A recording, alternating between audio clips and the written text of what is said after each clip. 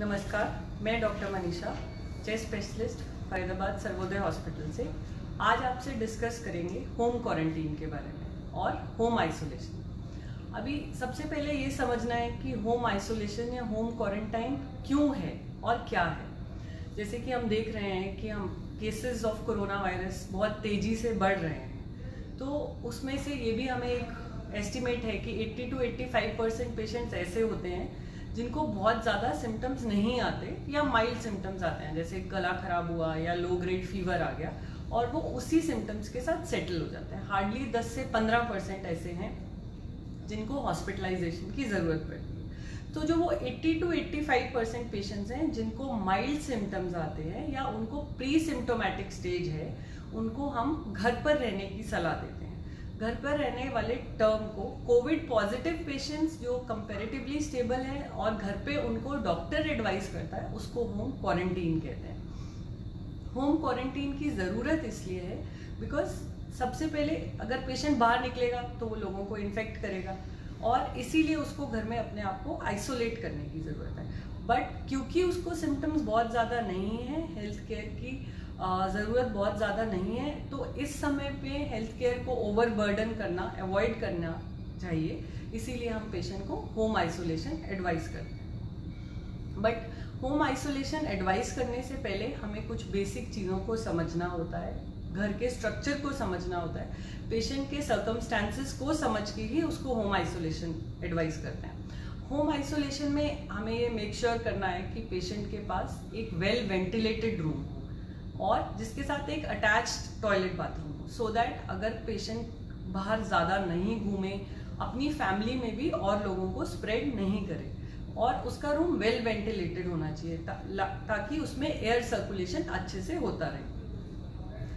अब अगर पेशेंट घर पर रहेगा तो उसके लिए कोई केयर टेकर भी चाहिए, तो हमें ये कुछ जो गाइडलाइंस हैं उसके हिसाब से ये होता है कि अगर पेशेंट पॉजिटिव है वो अपने एक well ventilated rooms with attach toilet bathrooms use करेगा, ताकि वो जो वॉशरूम्स यूज़ करता है वहाँ उसका हैंड टच होता है या बेडिंग्स हैं या टॉवल्स हैं, वो सब दूसरे लोग नहीं यूज़ करें। और उसका केयर टेकिंग भी ज़रूरी है बिकॉज पेशेंट को ऑल्दो माइल्ड सिम्टम्स भी आते हैं और दूसरी बात कभी कभी सिम्टम्स बढ़ भी सकते हैं, तकलीफ बढ़ भी सकती है। तो जो केयर टेकर होगा उसका भी हमें ये ध्यान रखना है कि वो एक सिंगल केयर टेकर हो, कि मतलब ऐसा नहीं है कि घर का हर फैमिली मेंबर जाके उसको हेल्प कर रहा है, कोई खाना देने जा रहा है या कोई रूम क्लीनिंग के लिए जा रहा है, तो only one person should be involve जो उनको खाना दे या कोई भी ज़रूरत पे उनको हेल्प के लिए जा सके। जो केयर टेकर है उसको एक प्रॉपर सर्जिकल मास्क में रहना चाहिए। जो मास्क है वो 6 से 8 घंटे तक ही यूज़ होते हैं, उसके बाद उनको डिस्पोज ऑफ करना है। उनका डिस्पोज ऑफ करने का तरीका भी इम्पॉर्टेंट है कि आप उसको हाइपोक्लोराइड सॉल्यूशन में सारे मास्क को पूरे दिन के 6 to 8 आवर्स एक मास्क यूज़ करने के बाद उसको डिस्पोज ऑफ कर देते हैं। ये ध्यान रखना है कि पेशेंट के जो यूटेंसिल्स हैं, बर्तन हैं, वो अभी during the infectious period patient अपने आप डिटर्जेंट सोप में क्लीन करके दे, वो अपने बेडिंग्स वगैरह बाकी घर वालों के साथ शेयर नहीं करे, और जो ये वॉशिंग है ये भी अलग से करे। ये सब मेजर्स इसीलिए लिए जा रहे हैं ताकि एटलीस्ट घर के बाकी लोग जो कि इन्फेक्ट नहीं हैं उनको हम बचा सकें। बट इसमें हमें कुछ बातें बहुत ध्यान रखनी है। जस्ट बिकॉज पेशेंट घर पे है डज नॉट मीन कि पेशेंट बिल्कुल सेफ है। तो हमें रेड फ्लैग्स या क्या अलार्मिंग चीज़ें हैं, हमें अवेयरनेस होना चाहिए कि पेशेंट को घर पर हॉस्पिटल में कब कांटेक्ट करना है, इस बात का आइडिया होना चाहिए। जैसे कि अगर पेशेंट का फीवर बहुत बढ़ जाता है, सांस में तकलीफ बढ़ जाती है, उसको लगता है कि चेस्ट में हेवीनेस है, कंजेशन हो रहा है, या पेशेंट बुखला रहा है, उसको नींद बहुत ज़्यादा आ रही है, ये सब सिम्टम्स अलार्मिंग हैं। तो इसीलिए एक केयर टेकर चाहिए जो कि पेशेंट और डॉक्टर के कांटेक्ट में रहे, कि अगर पेशेंट को कोई तकलीफ है तो वो डॉक्टर से बात कर सके। तो प्रेफरेबली ऐसे केसेस में हमें एक ट्रेन पर्सनल चाहिए होता है। ट्रेन पर्सनल मतलब जो थोड़ा सा क्वालिफाइड हो, जो अलार्मिंग सिम्टम्स कर सके। इसके लिए बहुत सारे इंस्टीट्यूट्स हैं, जैसे हमारे यहाँ से एक हॉस्पिटल है जो फुल फ्लेज एक एसोसिएशन इन सब चीज़ों को कोऑर्डिनेट कर रहे हैं। तो जो केयर टेकर है और डॉक्टर कांटेक्ट में रहना चाहिए। अगर ऐसे ऑक्सीजन लेवल्स या कुछ भी फॉल करने लगते हैं तो पेशेंट को इमीडिएटली हॉस्पिटल लेकर आना है।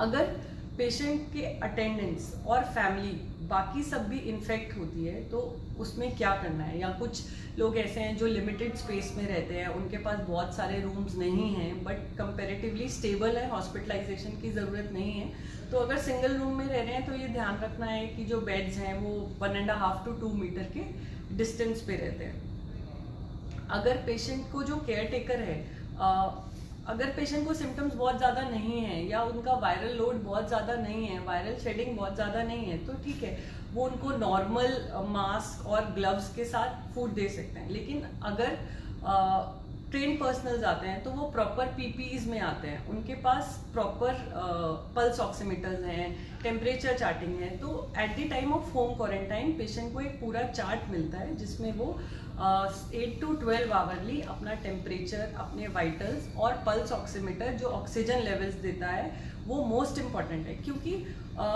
कोरोना इन्फेक्शन में देखा गया है कि जब तक कि पेशेंट का ऑक्सीजन लेवल्स डिप होता है उसके काफ़ी टाइम बाद पेशेंट को ब्रेथलेसनेस फील होती है, मतलब पेशेंट को सांस की तकलीफ काफ़ी लेट फील होती है, उससे पहले काफ़ी डैमेज हो चुका होता है। तो और लेकिन अगर ऑक्सीजन लेवल्स हम रेगुलर मॉनिटर करते रहेंगे तो उससे हमें इंडिकेशन हो जाता है कि अगर ऑक्सीजन लेवल अब 95 से नीचे जा रहा है, इसका मतलब है लंग की इन्वॉल्वमेंट या इन्फेक्शन थोड़ा सा बढ़ रहा है, तो हमें उस समय डॉक्टर से कॉन्टैक्ट करने की ज़रूरत है और एडवाइस पे हॉस्पिटलाइजेशन की भी ज़रूरत है। सो बेसिक हाइजीन एटिकेट्स वो सब यूज़ करने ही करने हैं, जैसे रेगुलरली पेशेंट को भी और जो उनके केयर टेकर हैं उनको भी रिपीटेडली सोप से हाथ धोने हैं, सोप एंड वाटर से हाथ धोने हैं।